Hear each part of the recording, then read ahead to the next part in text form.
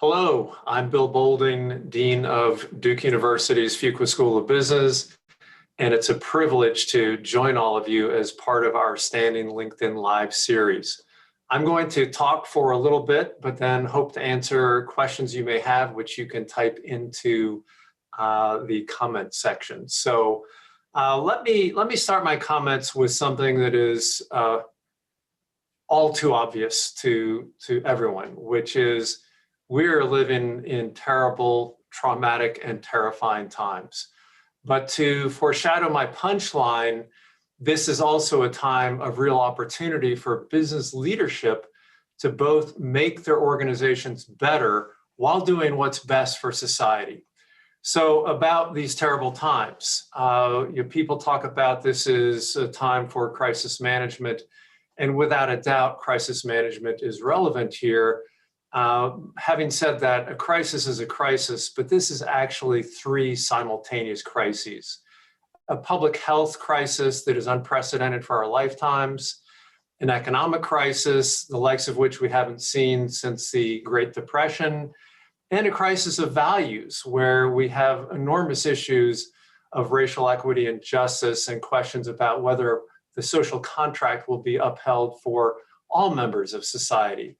And so in the face of these crises, we're in a situation where we have enormous levels of stress, anxiety, people feel alone, they need reassurance that there's a plan, they need to know the truth about how bad things are, but they also want to know that things will be okay and that they belong to something, and the thing that they belong to actually brings them some sense of meaning and purpose.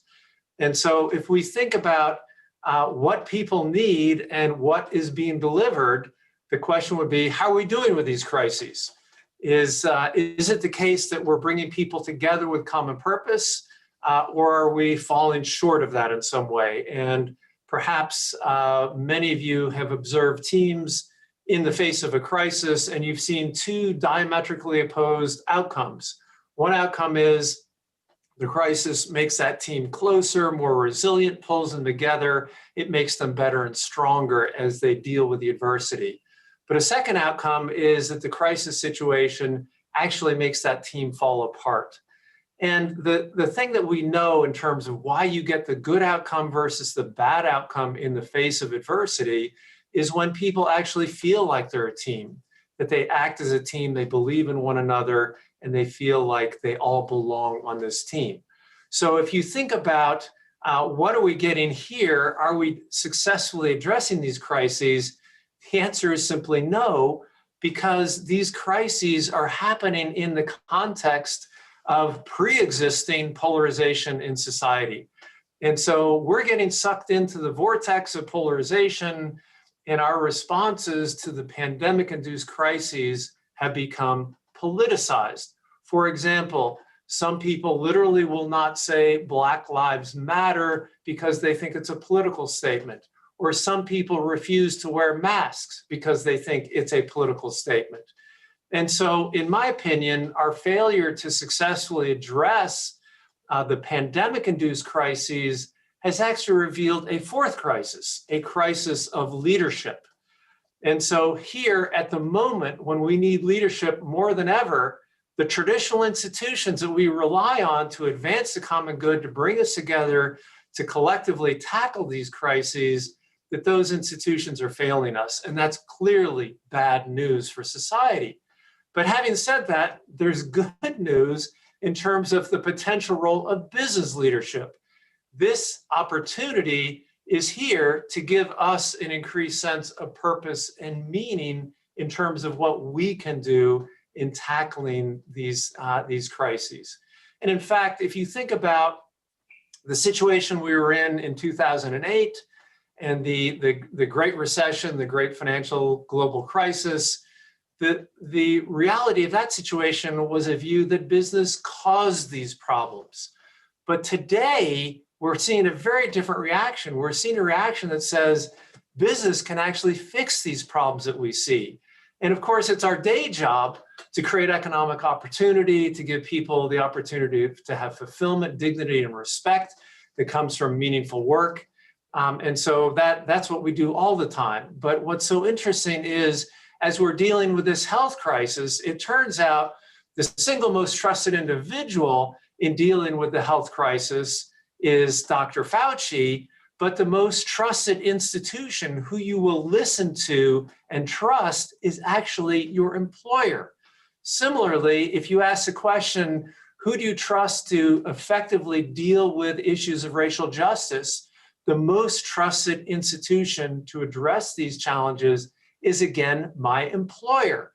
And more broadly, what we're seeing is a fairly significant shift around stakeholder expectations about what business will do in tackling what are societal issues as opposed to kind of in the traditional domain of business activity. For example, what we know is from a recent survey is that 92% of employees expect their employer to tackle these societal issues.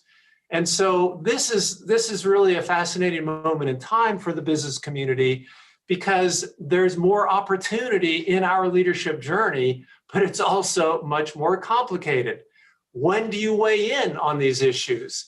And what I'll say is, my belief is to decide when you will step up or lean into an issue, it helps to know what you stand for.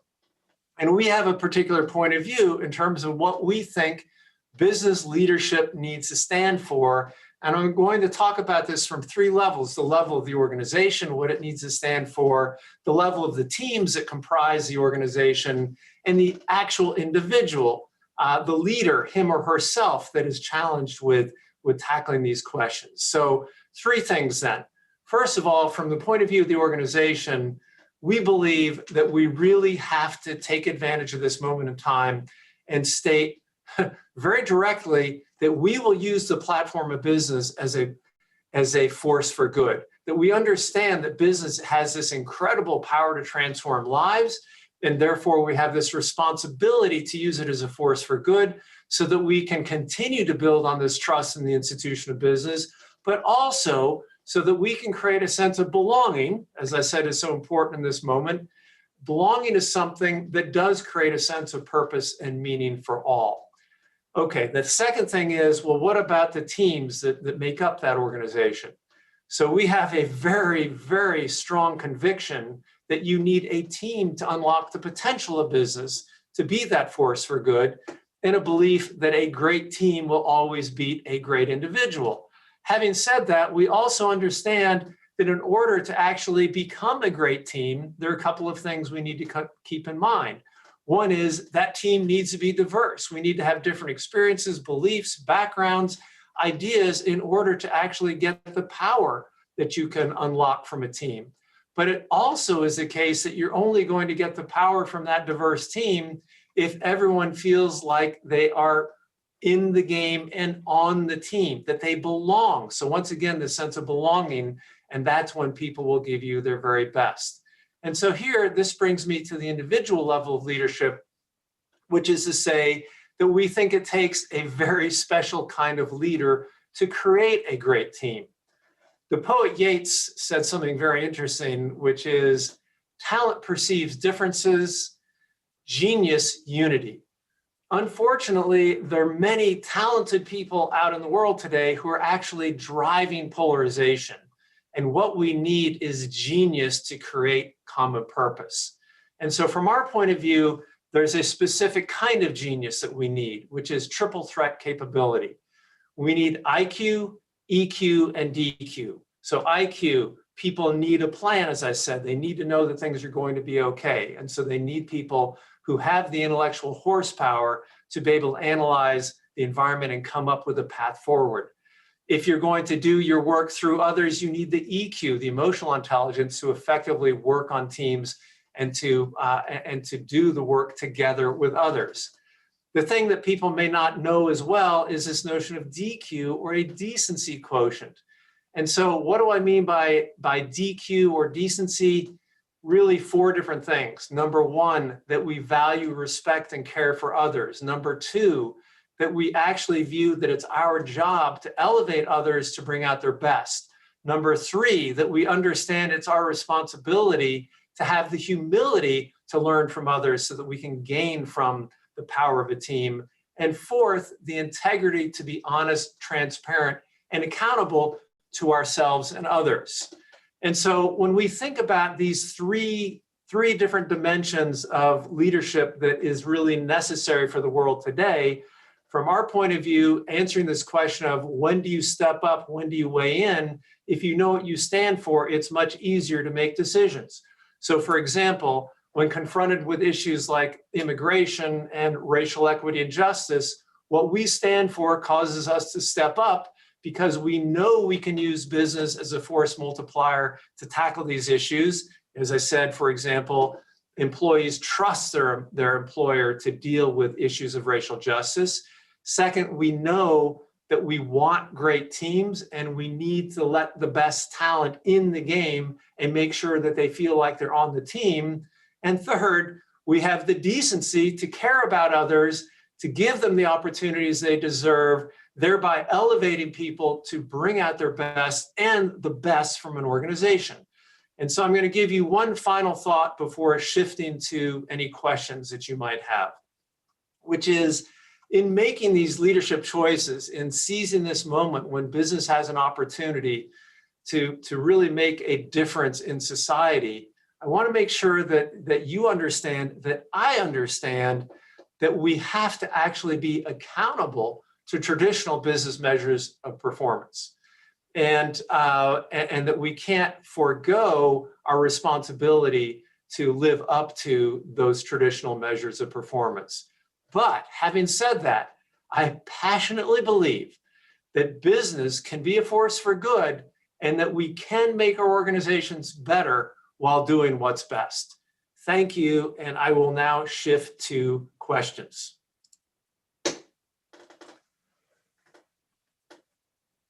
So to get this going, I will start with a question here, which is, can DQ be taught? And how does a leader cultivate decency? And so this is probably the first question I always get when I talk about decency, which is that in many ways, you can't teach someone their values when they are in their mid-20s and above. So much of who we are is shaped by our experiences at an earlier age. And so you can't all of a sudden make someone actually care about others if they've grown up not caring about others, if they haven't valued and respected others. That's a hard thing to teach them. And so from our point of view, as we think about bringing people into our community, we feel like we have to have some evidence that people have these instincts in terms of their underlying decency, because it's not something that we can teach like we would teach accounting. Having said that, at the same time, by all means, there are significant things that leaders can do to cultivate decency, which is to remind people about the importance of decency, to celebrate the examples when people have been decent to one another, when they have elevated one another, to call out the instances when we have not seen the decency that we need from one another. And so I think it's first of all, keep in mind that we're influencing younger people all the time, and we're acting as role models, and we certainly can pass on values that will make a difference here in terms of ultimate decency. But at the same time, we also will be role models for older adults of all ages in terms of how we behave, how we kind of reinforce these values and make it a critical part of what it is that you do.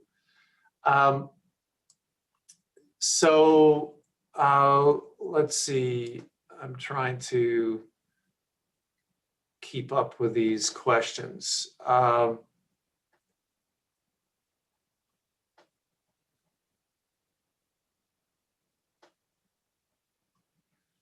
Yeah. So what can we do more and better to make this world a better place? And and here's where I think it's important that we not be prescriptive in terms of saying this is something you should do. You need to own this. I do think that there are certain expectations that all of us will face as we work in different companies, different organizations. So, for example, on this question of does business play a role around racial equity and justice, um, your employers, your employees think that you can successfully do this, and so that is an expectation that's out there. And so the question is, what will you do to tackle that? But I'll come back to my point, which is in terms of the choices that you make when you're explicitly thinking about, I'm going to take on something, I'm going to make a public statement, I'm going to say our company cares about something, and it goes a bit beyond the direct business implications of what you do, that it needs to connect to your underlying values. And so here I would say it's very, very important for every organization to really go through the process of identifying what they stand for. And it's also incredibly important for each individual to think about what they stand for, because ultimately, when you're in a position of leadership, I'm going to say something which is a little bit contradictory, but when you are leading an organization, you really can't speak for yourself. You need to speak for your organization. And so you need to understand the values of the organization and what you stand for. But then, to contradict myself, ultimately, you need to align yourself with those values and make sure that what you stand for is consistent with your organization, or you're going to be one very miserable person.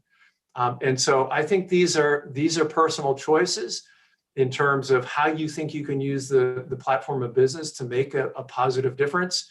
And there's so many different ways to make that happen that we would not prescribe how that happens, other than to say we want everybody to really go through the process of self-examination, exploration, to make sure that you can be completely fulfilled in the choices that you make.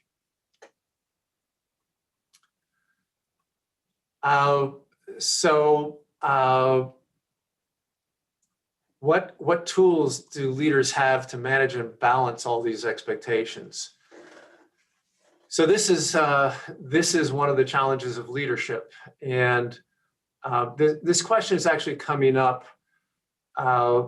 more and more for every leader in the following sense, which is you don't have to go back that far in time to say that the expectation of a CEO was you have fiduciary responsibility to your shareholders, and therefore your job is to maximize shareholder value. So you're going to line up everything that is consistent with that objective. And of course, we've had people like the World Economic Forum talking about stakeholder value for 50 years, and the Business Roundtable coming out with a pronouncement.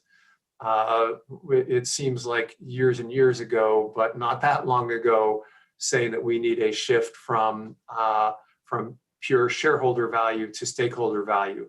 What this means is that there is going to be a lot of pressure, a lot of tension for every leader, every CEO in balancing these trade-offs.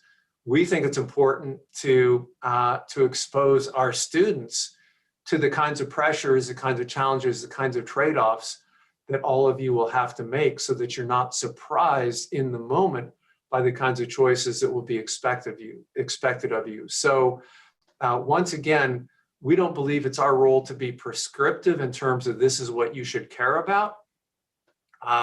But we do think that you should have the ability to practice these questions. And so we have new curriculum, for example, that looks at the role of business in creating common purpose in a world that is so very polarized. And so how are you going to deal with those questions? And I think that just as a member of a symphony, musician will practice, just as an athlete will practice. You practice so that when you get into live concert conditions or live game conditions, you have the muscle memory the instincts to use in the moment, we think it's important to build that muscle memory so that in the moment you're in a good position to be able to deal with those questions.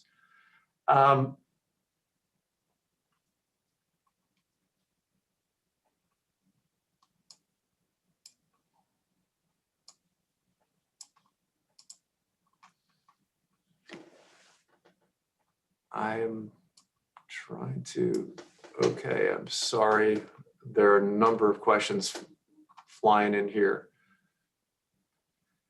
What is your opinion in terms of, is it what should you do if the DQ of the organization that you work for seems lower than your own?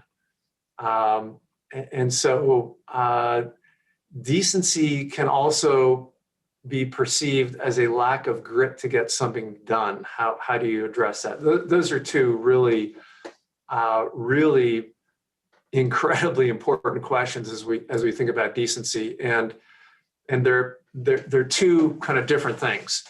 The first one relates to my comment about you really do want to be very introspective in making sure that your values align with the values of your organization. And so if decency is high in importance in terms of your own values, and you're working in an organization where they just don't think that's important, they view everything as transactional, they want to measure everything in kind of say in dollars as opposed to human value. If it just doesn't feel like it's an organization that cares, I think that's going to cause problems for you as an individual long term. And so what that means is you then have two choices. One, there's probably more than two choices, but one choice is, okay, I care less. I'm going to dim down my expectations of decency to align myself with the organization. That probably ultimately will lead to long-term unhappiness. Another alternative is that you become outspoken. And when I say outspoken, it could be, and this is going to segue into the next question, it may be that you're loud and forceful in terms of being outspoken. It may be that you're quiet and thoughtful in terms of communicating this message, that you think that changes need to happen in the culture and in the values of your organization.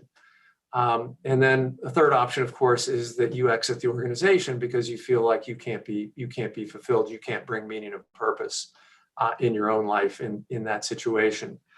But let me then switch to the question about decency and grit.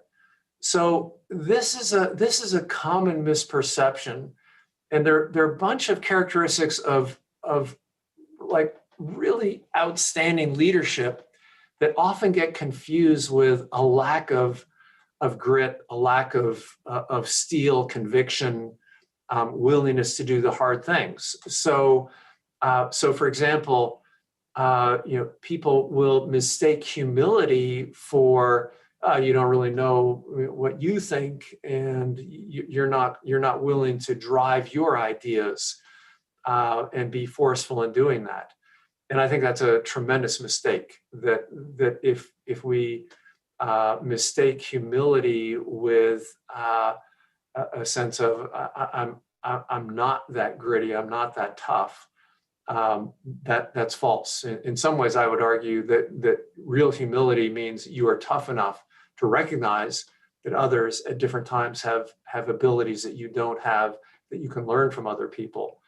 But the other thing is that sometimes, with respect to decency in particular, that people will confuse decency in terms of it's just about being nice, as opposed to the integrity to be honest and transparent and to hold not only yourself accountable, but to hold others accountable.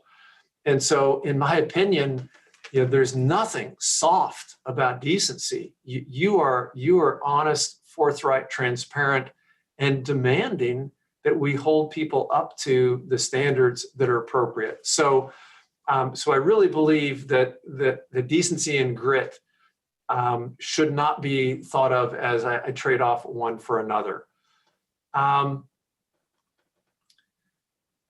Okay, one or two famous people who you would say embody DQ. That's a question where I'll go right to two of my former students, two of our alums who I think really embody this, and that would be Tim Cook and Melinda Gates. And here, what's so important is, once again, there need be no inconsistency between being decent and doing what's right in ways that make society better, and doing what's best for your organization and making your organization better. And so you won't see any trade-off in terms of the initiatives within Apple to really make a positive difference in society and their ability to perform by standard business metrics. As the first $1 trillion company, and now over $2 trillion company in terms of market valuation. Melinda Gates has been exited the traditional corporate world at Microsoft and formed the world's biggest foundation. And here, one of the things that is really important is that the Gates Foundation has incredible scale because of what they have available in terms of resources to tackle, really world-altering problems and to really change society for the better. And it would be easy to have that kind of scale intimidate you and turn people into numbers and statistics. But the thing about Melinda is, for her, her decency shines through as it does with Tim in terms of all his interactions, because she's never lost sight of the purpose that they have in affecting individual lives. And so for Melinda, it's not about the statistics as a starting point. It's about the person and what can we do to change someone's life for the better. And then that rolls up to this ability to have enormous impact in terms of what happens in the world. Okay, I'm going to take one more question and then we're going to have to wrap up here. If you were to step into the corporate world now, what industry do you think needs the most change, and what is the specific area of focus where you feel leaders with DQ can have the most impact? So taking the second part of that question first, I think that there is potential to have impact in every industry sector, because what DQ is fundamentally about at the end of the day is to elevate your organization by elevating others. It's to make your organization better. And so I think there's opportunity in every kind of organization to do that. And regardless of industry sector, that DQ really will unlock human potential, unlock the power of teams in a way where many people talk about the power of teams, but then they just throw teams together without really getting the best from their team members. In terms of what industry needs the most change, that's a hard question, and I probably don't want to answer that one and get myself in trouble with a particular industry. But I will say that there are lots of industries that have the opportunity to have significant impact and are stepping up to these challenges in significant ways, where they understand that in their direct business, for example, they have an opportunity to really influence how we think about climate change, and that these sectors and companies within these sectors are taking that on. And so rather than focus on the negative, what I would say and emphasize is to say, this is not just hypothetical conversation. It's not just an expectation that business leaders will step up. It's not just that this moment is here with opportunity. what we see is that people are stepping up. Individuals, the leadership capability is there. We are seeing a different kind of leadership, which is taking advantage of these opportunities. And I am just wildly optimistic that the leaders of today and tomorrow will seize the opportunity to make a difference, to make their companies better, while also having a positive impact on society. And so with that, thank you all for listening to me. Thank you for joining us. We're actually going to be pausing the LinkedIn Live series for the next 2 weeks. We will be back live on Wednesday, January 6th at 12:30 p.m. Eastern Time with Professor John Graham, sharing insights on what executives need to consider in 2021. Please follow Fuqua on LinkedIn to be alerted to these and other events. And please, everyone, be well, be safe, and let's put 2020 in the rearview mirror and have a wonderful 2021. Thank you all so much.